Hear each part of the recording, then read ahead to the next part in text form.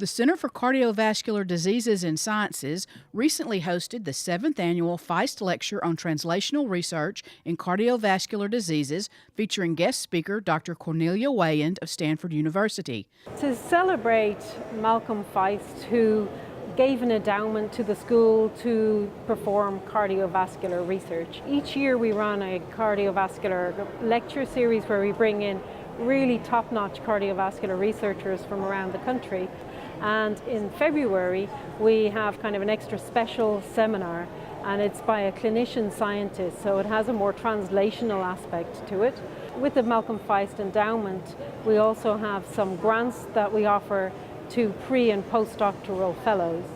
And those recipients then get to meet the visitor for lunch and then present their work. So we have a poster session going on right now, and each fellow gets to meet one-on-one with our seminar speaker.